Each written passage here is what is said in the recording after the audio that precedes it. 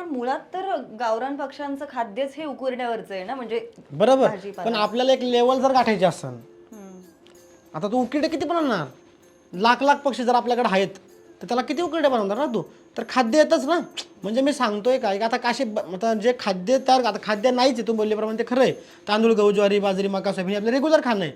पण जे शेतकरी त्यांना हे आणायला जायला वेळ नाही किंवा एकटेच आहेत, मुलगा नाही आहे, कोण कामगारमध्ये दिलं नाही आहे, त्यांना काय विचारते, काय म्हणतात, रेडीमेड द्या बाबा, रेडीमेड आम्हाला पोतं द्या, आम्ही ते विकत घेतो आणि टाकतो. ते रेडीमेड खाद्य नाही आहे अवेलेबल. बरं चल, खाद्याचं टॉपिक जाऊ दे, मरू दे.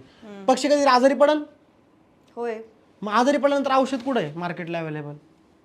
सगळी जी औषधं आहेत ती बॉयलर पक्ष्यांची आहेत ना. आपली औषधं कुठं आहेत? आपली औषधं नाही आहेत मार्केटला. तर ते आमच्या पुढे एक आव्हान होतं की बाबा ह्यांची औषधं घेऊन, ह्यांचे सगळं खाद्य घेऊन, ह्यांच्या टेक्निक वापरून प्युअर गावरान कोंबडीला एवढं मोठं करायचं कसं? मग आमचा तिथून टॉपिक चालू झाला की बाबा पक्षाला खाद्य किती टाकलं पाहिजे, किती ग्राम टाकलं पाहिजे. आता तुला पण कदाचित हा प्रश्न माहीत नसेल. मॅच्युअर पक्षी आहे 6 महिन्याचा, त्याला किती खाद्य लागतं रोज? नाही माहिती. हे तुलाच माहित नाही, हे कुणालाच माहित नसन. ज्यांच्या घरी कोंबड्या आहेत ना घरात खेडेगावांमध्ये, त्यांना पण माहित नसन. तो अभ्यास केला पाहिजे. किती ml पाणी पक्षाला प्यायला लावला लागेल बाबा, ह्याचा अभ्यास केला पाहिजे ना. म्हणजे ML मध्ये पाणी वगैरे कधीच कोणी मोजलं मग नसेल. कोटीमध्ये पैसे पाहिजे असतील तर ml चा अभ्यास करावा लागेल.